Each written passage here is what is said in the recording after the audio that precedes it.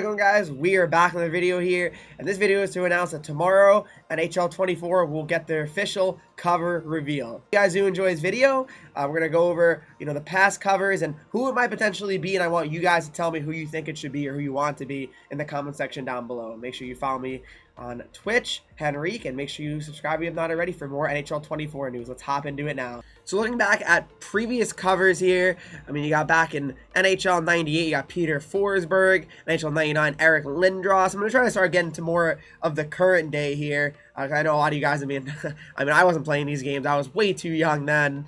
But we got NHL 2000 with Pronger on the cover.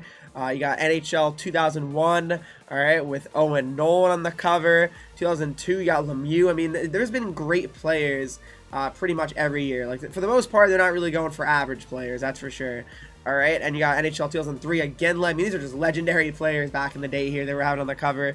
NHL 2004, Danny Heatley. That was really a funny one, honestly. I'm surprised they actually had Danny Heatley, but yeah, I mean, a Thrasher on the cover. I mean, go figure, right? When they were a team still. Then you got Marcus Naslund in 05. You got 2006, Vinny the Cavalier. 2007 with Ovechkin. And we know that's not the only time Ovechkin's been on the cover.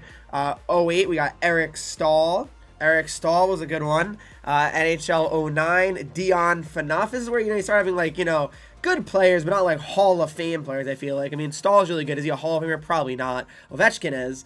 Dion Phaneuf most certainly is not a Hall of Famer. NHL 10, though, and then we're back to the elite Hall of Fame players. Patrick Kane gets his first cover. NHL 11, you got back-to-back Hawks. That's surprising, honestly, that they did 2 years in a row of the same team. I feel like they would never do that again, but I guess you never know, right? Yeah, that was interesting to see with Taves and Kane. Both deserving, though. I mean, the Hawks were unreal. I mean, they were running things back then 100%. I mean, they were just absolutely so good. So I definitely can't really hate on that, but definitely crazy to look back at. But then you got Steven Stamkos in NHL 12. I was a really big fan of NHL 12. I really was.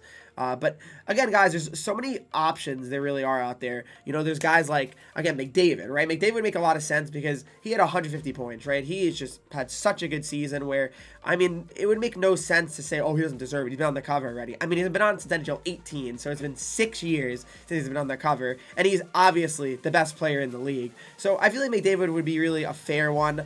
McKinnon would be a very fair one. Stanley Cup winner, been an elite player for a long time in the league now.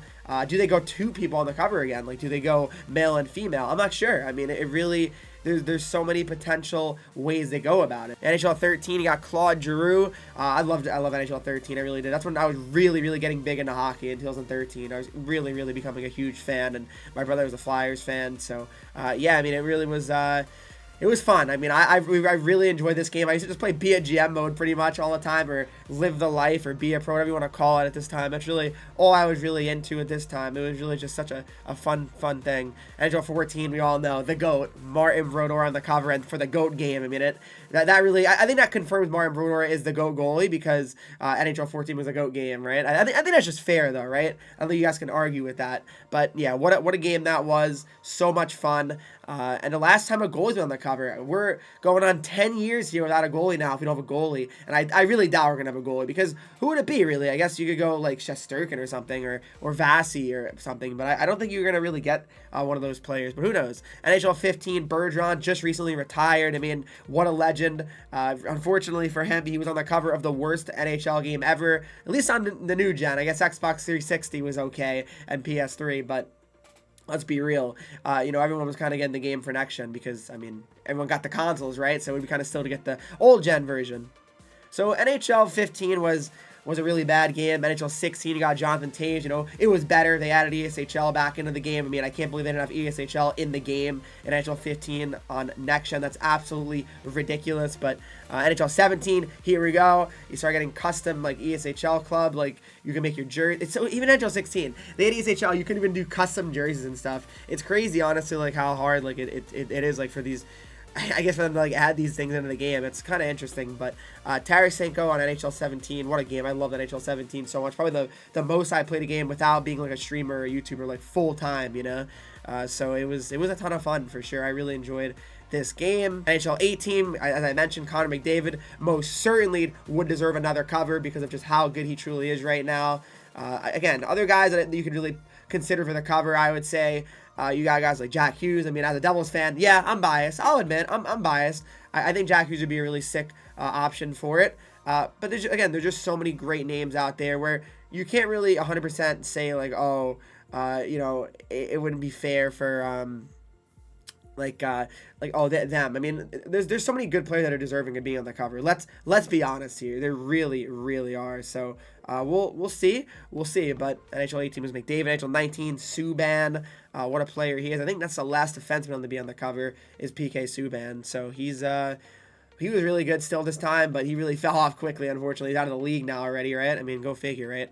But yeah, Subban, that was a fun game. I loved NHL 19 a lot. I really did. I thought it was a heck of a game for sure. No question.